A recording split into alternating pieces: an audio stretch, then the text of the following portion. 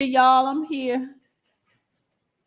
Good afternoon. Good afternoon. Let's get this party started.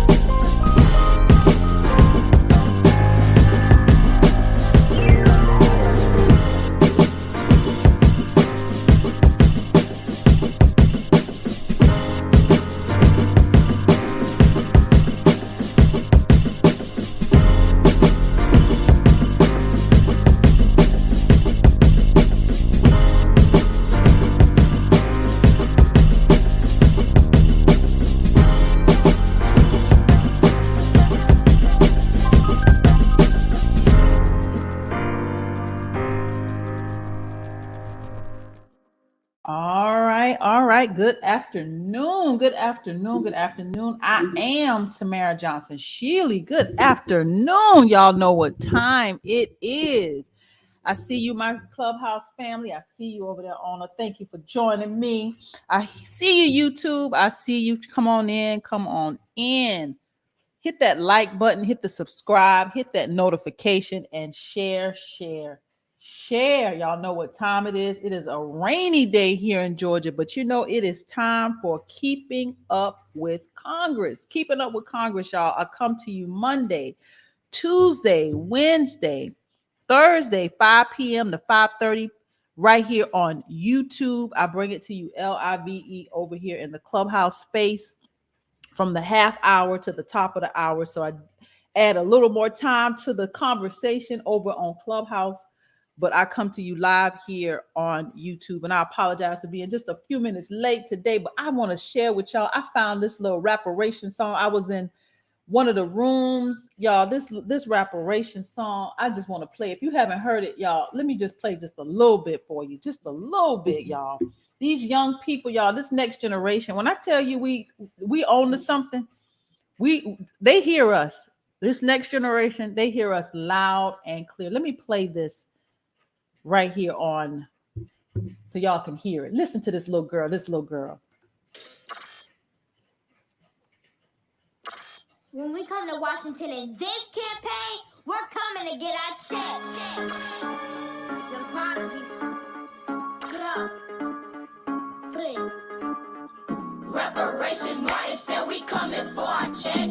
Reparations, say it loud, 1, 2, mic check. Cream, cash rules everything around me. Dream, my legacy, you can't stop me. Coming for our 40 acres, they chop 40 in our paper. Kicking the door, coming for our 40 acres and more. Our 6.4 trillion. This that know we fought the Civil War. We came from the poor. Free, man. Start from the bottom, we still on the floor. We pray to the Lord. Amen. Picking the cotton, our fingers are sore. Straight out the underground, escaping from slavery. The only cemeteries that we have were the trees. Watching our bodies while they blew in the breeze. Think to the north side to get free. Cut out. That way came from slavery. Where's on the middle, one stick on knee. Put her head on the door, for the world won't ski. Stick to the north side to get free. Reparations, Maya said we coming for our check. Reparations, say it loud, 1, 2, mic check. Cream, cash rules everything around me. Dream, my legacy, you can't stop me. Coming for our 40 acres, they chop 40 in our paper. We taking them back. Putting Pettis Bridge on the map. Police came with the strap. That son niggas buddy, no cap. Some capping. Speaking of cap, Kaepernick taking knees at the flag. Where my justice at? We built this nation, better give me the rack. All fat, just imagine a little bit of gasoline. 4 girls got burned back in 63. 400 years, yeah, we still ain't free. Our rise, we rise, take a knee. Kaepernick. Reparations, Maya said we coming for our check. Reparations, say it loud, 1, 2, mic check. Cream, cash rules everything around me. Dream. My legacy, you can't stop me. Coming for our 40 acres, they chop 40 in our check. We stuck in the trap with no shoes, trying to pull up bootstraps. Increasing the gap. Wealth got big, so we had to adapt. Discriminated because we black. I know it worth more than I know it's a fact. They trying to feel scraps. Strike me my word so we can't come back. Cut out. 30 years ago on April 19, you said and try Remy Kevin Corby. If it happened to them, think it happened to me. Humans already fight to a free. Prodigy. Reparations, Maya said we coming for our check. Reparations, say it loud, 1, 2, mic check. Cream, cash rules everything around me. Dream.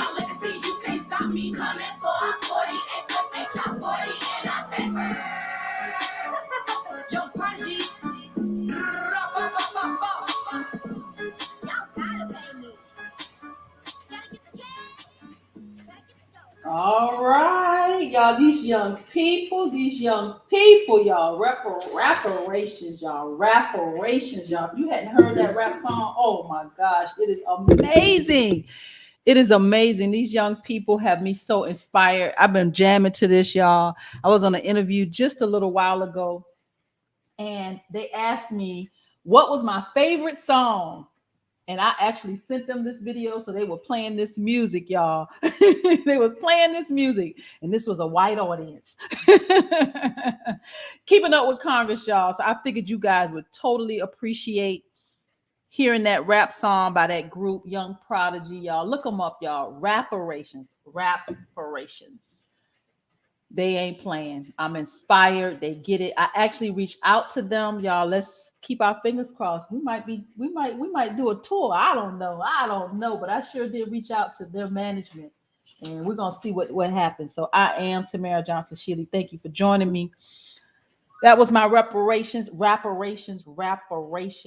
Reparations. But I did find an article. I do have something to read to you, but I wanted to jam with you for a little while. I figured y'all appreciate that. It's Thursday, but technically it is my Friday, and y'all, on this coming Saturday, your girl will be the 49, y'all. Your girl will be 49. 49. This is a special birthday.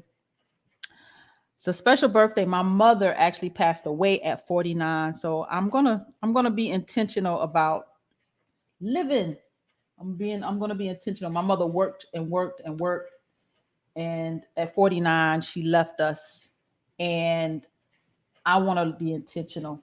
So I'm gonna live for her. I'm gonna do some things that she never got a chance to do because she was a worker, y'all. And I know I get my work ethics from watching her, and I work hard, and I'm diligent, and I stick and stay in the fight. So this birthday, we're gonna actually do a horse. We're going horseback riding, y'all. I don't know nothing about no horses. I'm gonna tell you, I don't even know how close I've ever been to one. But for this birthday, we're going to do a fundraiser, a birthday fundraiser, and go horseback riding. So I'm still working, but I'm balancing it. I'm balancing it, y'all. So we're gonna go horseback riding. But here's an article I found. It says, "Show me the money." This is reparations scholar, our guy himself, professor, scholar, William Sandy Darity, y'all. The economist out of Duke University. From Here to Equality, the author of From Here to Equality, him and Kirsten Mullen. This is an article that I found I thought would be quite interesting. Let me make my screen larger for those of you that are following me right here on YouTube. It says, "Show me the money. Reparations scholar is not a fan of reparations bill." We know, HR 40, y'all. It needs work. It needs work. We're thankful and grateful that it's there, but it needs work. It says in this article, it has been widely reported that William Darity, one of the nation's leading scholars on reparations, thinks that Black American descendants of slaves should be compensated for centuries of unpaid labor that made America a superpower. Absolutely. Cut the check. They got hundreds of years free labor off our people, y'all. Still getting it with this 13th Amendment. So let's be very intentional. This is monies that are owed. This is not a handout. This is a debt. Pay up. It says less known, however, is that Darity is an economist and director of Duke University's Samuel Du Bois Cook Center for Equity. Is not a fan of House Bill 40. He's not a fan of HB 40, y'all. It says decades-old proposed legislation that calls on Congress to form a commission to study and develop a reparations plan. It says Darity, an acclaimed scholar and co-author of From Here to Equality, Reparations for Black America in the 21st Century, reached out to Indy, that's the name of this publication, following the publication of a story last week that announced the research team Darity is leading received a major grant to study the feasibility of reparations. So then in the story, when Darity referred to a reparations bill, the Indy mistakenly referenced HB 40. Darity pulled the publication's quote about the error. says, when I referred to the bill, he was talking about the HB 40. Says, when I referred to the bill for reparations, I meant literally the amount, not HR 40, which I think is a badly written piece of legislation. Darity wrote in an email to the Indy, I don't view HR 40 as a route to reparations. We know it, y'all. HR 40 got some holes in it. We're real clear. Darity about to go in on these people. It says Darity spelled out his concerns with HB 40 in early summer in the story Benign Neglect, Reparations, and Juneteenth, published online by Actify Press. It says in the story, Darity points to structural and substantive issues with HB 40, HR 40, which was first sponsored in 1989 by Representative John Conyers, Democrat from Michigan. Conyers introduced the bill at the beginning of each congressional session until he resigned in 2017 amid allegations of sexual misconduct. The banner was picked up by Representative Sheila Jackson Lee, Democrat from Texas. It says this bill has languished in Congress for decades. However, following the nation's racial epiphany after the murder of George Floyd, the bill has gained greater support, perhaps most notably from several presidential candidates during the 2020 election cycle. It says part of Darity's criticism of the bill is that the Federal Advisory Commission Act does not apply to HB 40, HR 40, y'all. FACA outlines certain transparency and reporting guidelines for advisory groups, which HR 40 seeks to create. It says Darity also disapproves of how much each member of the proposed commission would make under the bill. It says ranging from $172,000 annually and up. So Darity like, look, y'all not about to come up on this commission. It says Darity said he's long contended that it is inappropriate for members of a commission of this type of mission to receive pay. He says they should receive compensation for their expenses, and there should be a paid professional staff to support their efforts. But the members of the commission themselves should not receive salaries. Says Darity stated in the story, the presence of the paid professional staff should enable them to maintain their normal lines of employment and also serve. Goes on to say, if a potential commission member frowns upon not being paid handsomely, Darity in so many words said, well, that's just too bad. Checking them, y'all. He is checking them. He says Darity also pointed to substantive issues with the bill, including the omission of directives for the commission. Says Darity added that the bill also does not issue any directives to the proposed commission about specific proposals they might bring before Congress.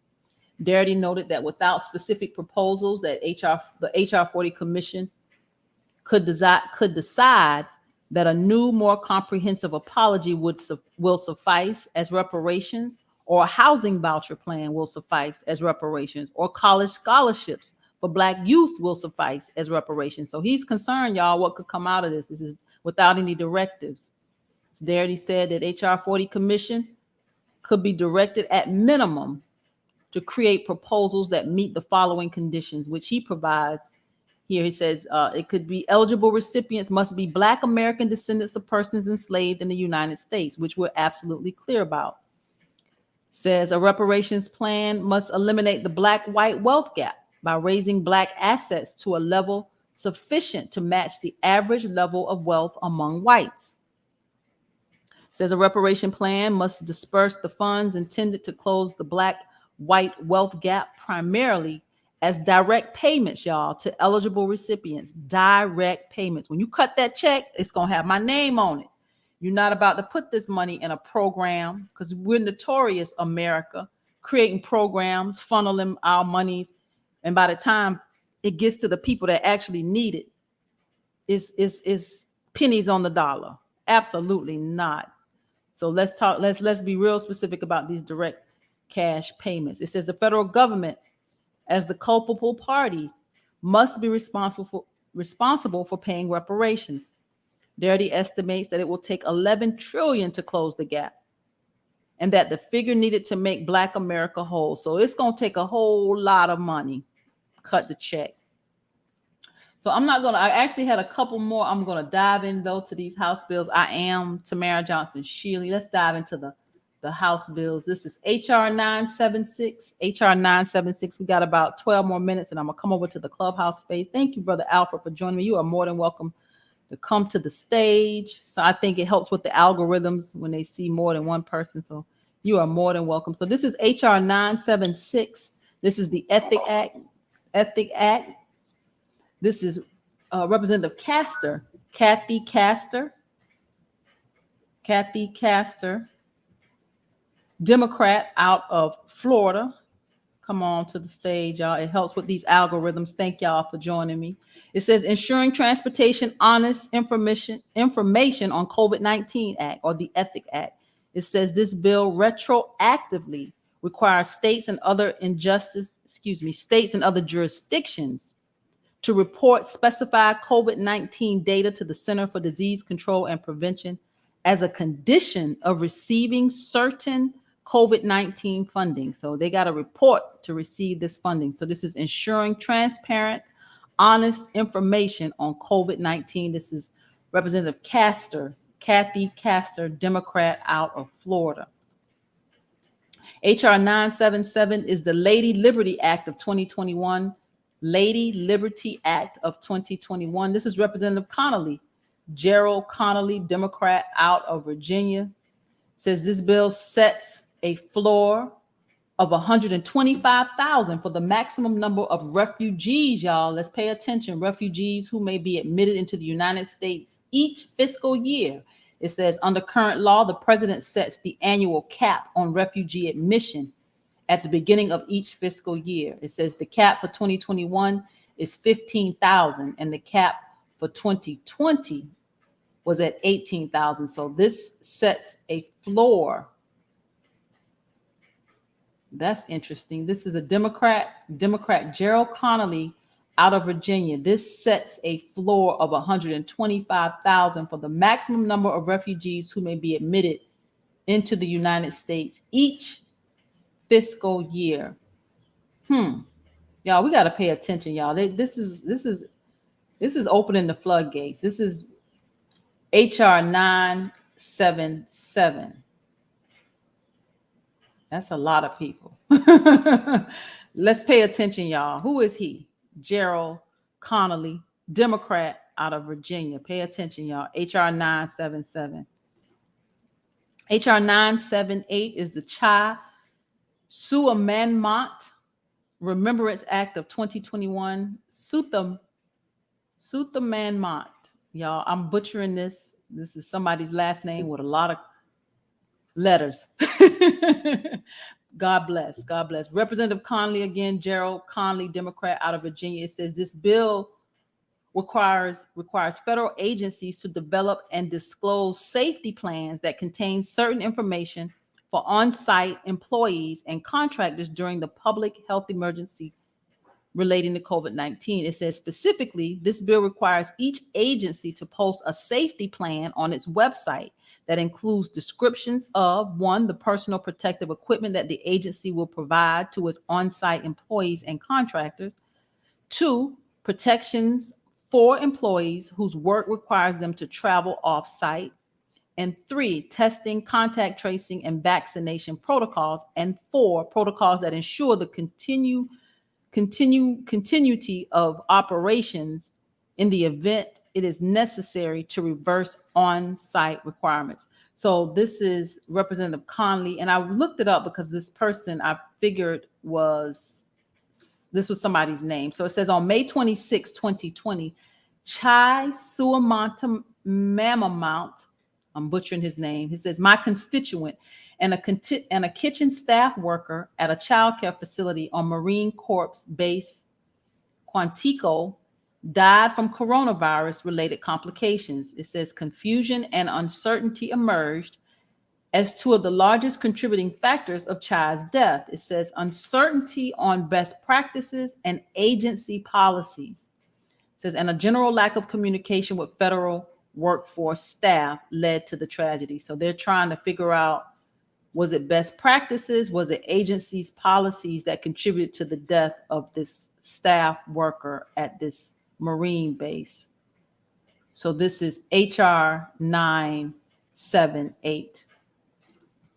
HR 979, HR 979 is the Vaccine Fairness Act. Vaccine Fairness Act. This is Representative Angie Craig, Democrat out of Minnesota.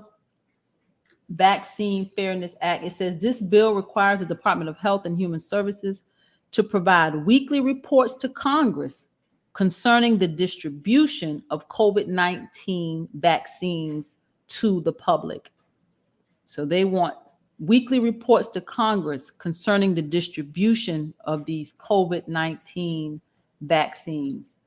When I saw this, I thought about how I saw an article, and I did not find it, but I know I saw it. An article that talked about these COVID-19 vaccination sites where you didn't have to have an ID, you didn't have to have nothing.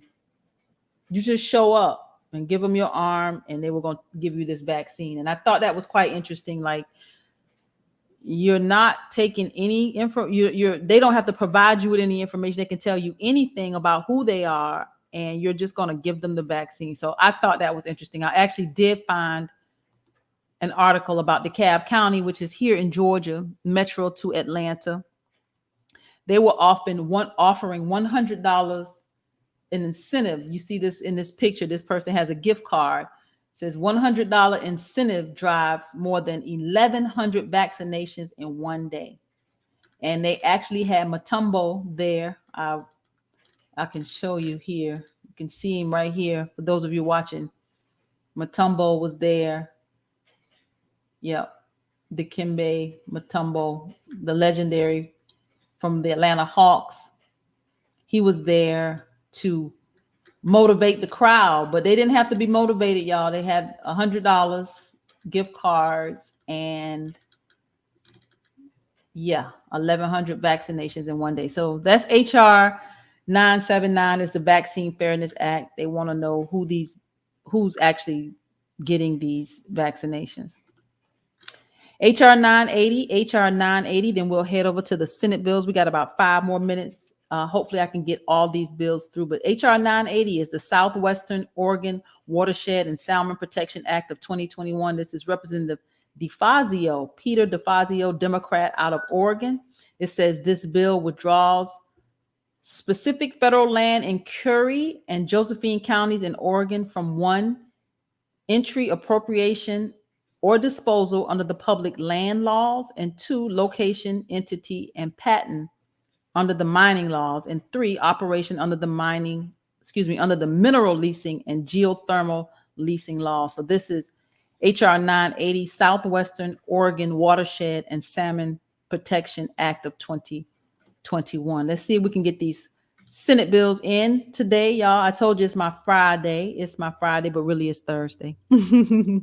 S531, I see you, YouTube family. Thank you for chiming in. I see you, Clubhouse family. I'm coming over there in just a few minutes. S531 is the Open Back Better Act. Open Back Better Act of 2021. This is Senator Tina Smith. She's a Democrat, Minnesota. Again, it says this bill directs the Department of Energy to provide grants to federal and state agencies and tribal organizations to implement building projects that increase resiliency, energy efficiency, renewable energy, and grid integration. It says it also provides grants for projects that may be combined heat and power and energy storage as project components. So this is the Open Back Better Act. This is Senator Tina Smith, Democrat out of Minnesota. This is S532, y'all. S532 is the Rural Wind Energy Modernization and Extension Act of 2021. Rural Wind Energy Modernization and Extension Act of 2021. This is Amy Klobuchar. We know who she is, Democrat, Minnesota. It says this bill expands the energy tax credit to include qualified distributed wind energy property. It says this bill defines qualified distributed wind energy property to include property that uses one or more wind turbines used to produce electricity in a single project with a total nameplate capacity not exceeding 10 megawatts. So this is 532 Senator Klobuchar, the Rural Wind Energy Modernization and Extension Act of 2021. S533, just a couple more, y'all, a few more. S533 is the Guidance Clarity Act of 2021. This is Senator Lankford, James Lankford, Republican out of Oklahoma. Did I look this one up? I believe I did. Yes, I did. It's the Guidance Clarity Act. It says, which will help increase transparency of the federal rulemaking process. It says the Guidance Clarity Act clarifies that federal agency guidance documents are not legally binding. It says the bill requires a brief statement at the beginning of all federal agency guidance documents that clearly tells the reader the guidance does not have the force and effect of law. It says the Guidance Clarity Act would codify into law the long-held legal practice that guidance is not legally binding, clarifying what guidance is and what it isn't. So that is S533. A couple more. S534 is the Tribal Child Support Enforcement Act. Tribal Child Support Enforcement Act. I found this interesting because I don't quite understand if I don't know if with tribal communities, are they able to go in and obviously not make some sort of enforcement with child support? So this was interesting. This is John Thune, Republican out of South Dakota. Tribal Child Support Enforcement Act. It says this bill permits tribal child support enforcement agencies to access the federal tax refund offset program to collect past due child support payments from the federal tax refunds of non-custodial parents. So maybe they're giving them authorization that's what it says, to access the federal tax refund offset program. So they're able to collect those monies. Because I'm like, I didn't think they could overstep and do it for them. So maybe that's not what this is. So S534, y'all, Tribal Child Support Enforcement Act. Our last one for the afternoon, and I'm going to come over to the clubhouse space, is S535. S535 is the Global War on Terrorism Memorial Location Act. Global War on Terrorism Memorial Location Act. This is Joni Ernst, Republican, Iowa. This bill authorizes the establishment of a national Global War on Terrorism memorial in the area of the National Mall. Yeah, I don't know if we need any more statues, but okay, y'all. Joni Ernst, Republican out of Iowa. Senate Bill 535. Keeping up with Congress, y'all. Keeping up with Congress. I am Tamara Johnson Shealy. I see you, Clubhouse. I see you, you too. Thank you for joining me. You know, today is really Thursday, but it is really my Friday because I won't see you tomorrow. I come to you Monday, Tuesday, Wednesday, Thursday from 5 p.m. Eastern Standard Time to 5:30 here on YouTube. And then I bring it over to the Clubhouse space and we get it in over there. So I thank you for joining me, y'all. I will see you. It's my birthday. It's my birthday. Your girl will be the big 4-9 on Saturday. We are having a birthday fundraiser. We're gonna go horseback riding, something that I have never done, y'all. I hope that horse, if I get scared, y'all, I'm a video. I'm gonna make sure I'm live so y'all can see. But I don't want to be scared of the horse, but I do want to ride him. But if I have to just walk him, I feel, will feel accomplished. So I am Tamara Johnson Shealy. Go to the website. Part of this birthday fundraiser is asking you to make a $49 contribution, $49 for the big 4-9. If you can't come out and come riding with me, make a $49 or whatever's in your heart. Send what you can. Make a contribution this weekend, y'all. We are running hard, running strong. We have a race to win to the United States Senate. I feel very encouraged. I think we are moving accordingly, slowly, but accordingly. And I know we're actually doing all of this on purpose. So if you can join me over in Clubhouse, Please do, family. Please do. I see you. Thank you, brother. He said you don't look 49. Black don't crack. I love y'all. Sometimes I feel like I'm 49. I could tell you that. Your girl go to bed early because I have to get up and work. So I get to this desk and I'm all in it all day. So by the time the evening comes, I'm sleepy and tired. But I will see you guys on Monday, but see you on Saturday on the broadcast at 11 a.m. Y'all have a wonderful weekend. Thank you for tuning in for Keeping Up with Congress. I am Tamara Johnson-Sheely, your candidate for the United States Senate. I'm a progressive Democrat that believes that reparations will make America great. It is time that we bridge the divide of this country. Please go to the website that's tamaraforgeorgia.com, www.tamara, Georgia spelled out.com. Please join me Monday, Tuesday, Wednesday, Thursday, 5 p.m. Eastern Standard Time, right here for Keeping Up with Congress.